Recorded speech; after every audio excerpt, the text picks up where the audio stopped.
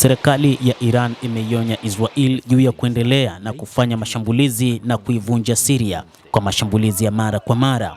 Mamlaka nchini Iran zimeeleza kwamba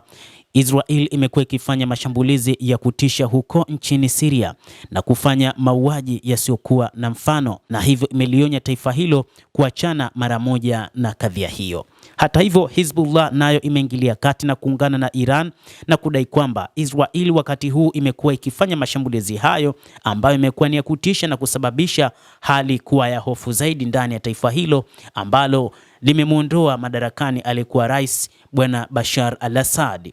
Israel inaendelea kuzidisha mashambulizi yake dhidi ya Syria, ikifanya mashambulizi zaidi ya 700 dhidi ya nchi hiyo na kupanua maeneo inayoyakalia moja kwa moja zaidi ya milima ya Golan kufuatia kuanguka kwa serikali ya Bashar al-Assad mnamo Desemba mwaka 2024. Msemaji wa Wizara ya Mambo ya Nje ya Iran, Esmail Baghei, amesema ni wazi kwa kila mtu kwamba lengo kuu la utawala unaokalia kwa mabavu ni kuharibu na kuondoa uwezo wa kiulinzi, kiuchumi na miundombinu ya Syria kama nchi huru ili Israel ifuate maslahi yake maovu katika nchi hii na eneo hili. Hata hivyo, Israel imesema kwamba wakati huu inaongeza wanajeshi wake kwa wingi, hasa wale wanajeshi wa akiba, na mpango ni kuhakikisha inafanya mashambulizi ya kutisha hasa huko katika ukanda wa Gaza kwa ajili ya kuliondoa kabisa kundi la wapiganaji la Hamas, lakini pia makundi hayo ya wanajeshi yatapelekwa nchini Lebanon kwa ajili ya mapambano ya Hezbollah na mengine kupelekwa nchini Syria. Bado mpaka sasa wachambuzi wa mambo hawaelewi nini sababu hasa inayopelekea Israel kufanya mashambulizi nchini Syria licha ya kwamba hakukuwa na tishio lolote. Ingawa Benjamin Netanyahu, waziri mkuu wa Israel, pamoja na jeshi lake wakieleza kwamba mpango wao ni kwa ajili ya kuona Syria haiwi na silaha ambazo zinaweza zikadondokea mikononi mwa makundi ya wapiganaji ambayo yanaweza kaishambulia Israel.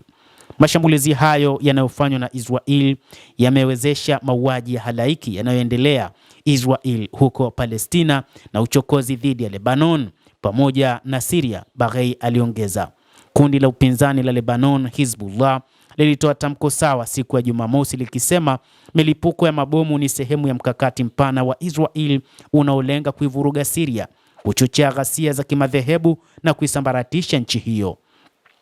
Waziri wa mambo ya nje wa Syria, Asad al-Shiban, akiwa ameshikilia bendera ya Syria wakati wa sherehe ambapo bendera ya Syria iliongezwa kwenye bendera 100 zinazopepea katika mstari katika makao makuu ya Umoja wa Mataifa mnamo Ijumaa Aprili 25, lakini pia ni katika kuunga mkono watu wa Syria baada ya Israel kuamua kufanya machafuko ndani ya taifa hilo ambalo kwa wakati huu lipo chini ya kundi la wapiganaji la HTS lililomuondoa madarakani Bwana Bashar al-Assad likiwa chini ya kiongozi wao Mohammed al-Julan ambaye wala haongei lolote kutokana na mashambulizi yanayofanywa na Israel, jambo ambalo wachambuzi wa mambo hasa katika maeneo ya Mashariki ya Kati yanamuona kiongozi huyo kama mshirika wa Israel, na amesema kufikia mwaka 2027 serikali hiyo itaanzisha uhusiano wa karibu na Israel, jambo ambalo linaleta wasiwasi kati ya al-Julan na serikali